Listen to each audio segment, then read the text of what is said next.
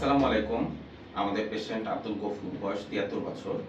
তো উনার গত ২৫ বছর মানে দীর্ঘদিন ধরে কোমরে ব্যথা, হাঁটু ব্যথা, প্রায় ২৫ বছর ধরে।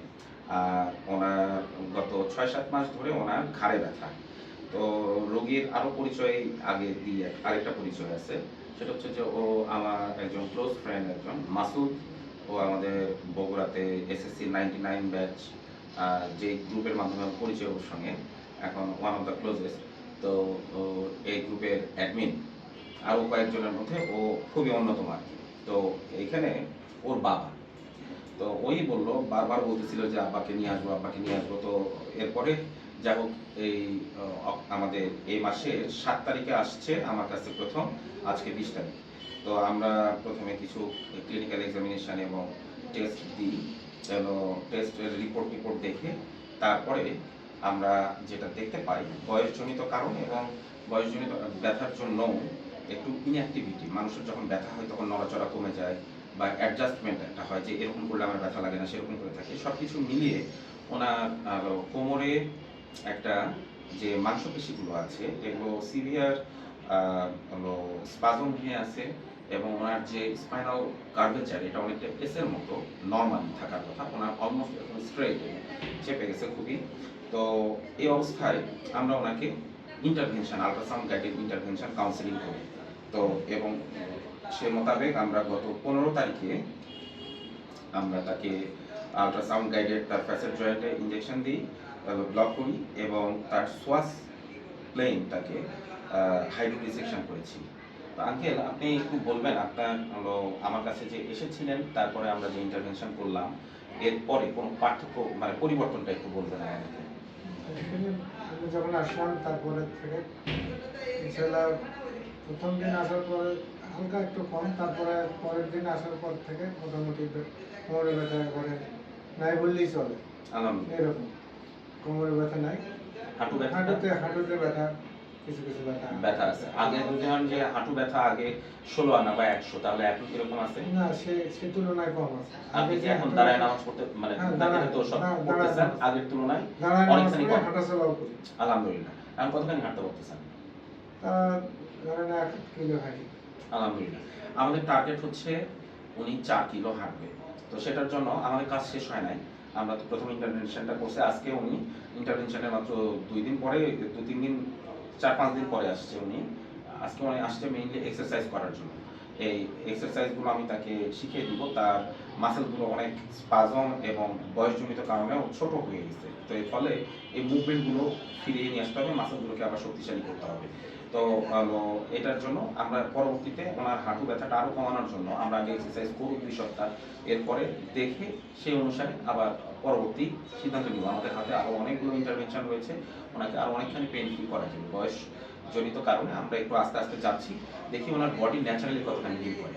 তো আজকে মাসুদ, তুমি বলো তোমার বাবাকে কীরকম দেখছো বা কীরকম এখন তুমি কী পরিবর্তন তোমার অভিজ্ঞতা একটু বলো।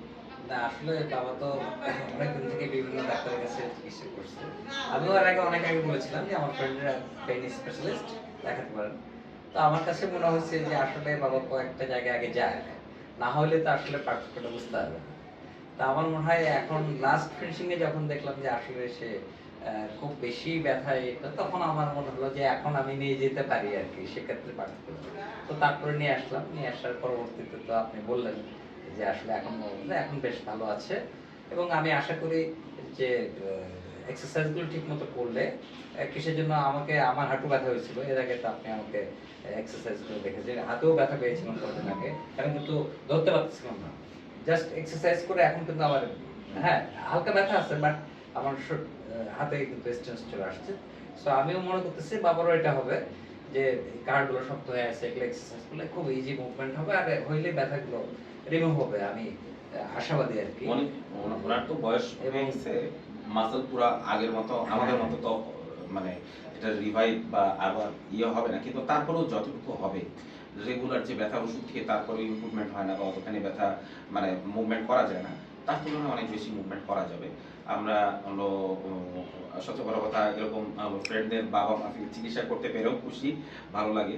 তো ইনশাল্লাহ আমার ৩টা টার্গেট, এক হচ্ছে মানুষ দাঁড়ায় নামাজ পড়বে, ২ হচ্ছে প্রতিদিন ৪ কিলো হাঁটবে, 3 হচ্ছে নিচে বসে পায়খানা করবে। এই 3টা যে করতে পারবে ওর তো ডাক্তারের কাছে যাওয়ার দরকার নাই।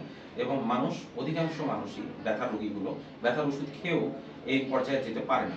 এখানে যদি আমরা ইন্টারভেনশন করি ব্যথার ওষুধ ছাড়াই অলমোস্ট নরমাল মানুষের মতো চলাফেরা করতে পারবে। তো আশা করতেছি আমাদের মাসুদের বাবা উনি আরো সুস্থ স্বাভাবিক জীবনযাপন করতে, এমনিতেই ওনার বয়সের তুলনায় যথেষ্ট শক্তিশালী। আশা করতেছি এখন যদি ঠিকঠাক মতো ব্যায়াম ট্যায়াম এগুলো সবকিছু করে এবং মেনে চলে, সবচেয়ে বড় কথা উনি কিন্তু সঠিকভাবে বসতে পারতেছিল না। তো আলহামদুলিল্লাহ কোমরের ব্যথাটা যাওয়াতে উনি অনেকখানি ধরে উঠছে এবং এখন অভ্যাসগত কিছুটা ইয়ে আছে, এটাও ঠিক হয়ে যাবে। এই বসা ঠিক হয়ে গেলে অধিকাংশ মানুষের সবকিছুই ঠিক হয়ে যাবে। আঙ্কেল আর কিছু বলতে চান? আচ্ছা, আলহামদুলিল্লাহ আশা করতেছি যে উনি সামনের দিনগুলোতে আরো একটু সুস্থতা মানে নিয়ে জীবনযাপন করতে পারবে এরকম ভাবে। ধন্যবাদ মাসুদ। হ্যাঁ, ধন্যবাদ এবং শুভকামনা আমার বন্ধু নয়নের জন্য। তো আমি আশা করি যে এরকম আমার বাবার মতো অনেকের জানলেই যার সময় মিল্টনের বাবা, আমাদের আরেক ফ্রেন্ড মিল্টনের বাবা না, সরি চাচা কিংবা খালু, উনি এটা আমরা দেখছি যে বিছানা থেকে উঠতে পারতো না, কিন্তু এখন উনি বাজার করে যায়। এটা আসলে আমাদেরও সৌভাগ্য যে আমাদের বন্ধুকে পেয়েছি। আমরা উত্তরবঙ্গে কিন্তু এই ধরনের চিকিৎসা আমি বগুড়াতেই নিয়ে আসছি, এটা খুবই মানে রেয়ার। তো আল্লাহ চাইলে আমরা এইভাবে হেল্প করতে পারবো যে কোনো ধরনের ব্যথার রোগী অনেকটা সুস্থ স্বাভাবিক জীবনে আবার ফিরে যাওয়া সম্ভব আমাদের এই ইন্টারভেনশনাল পেইন মেডিসিনের মাধ্যমে, চিকিৎসার মাধ্যমে। ধন্যবাদ। আসসালামু আলাইকুম।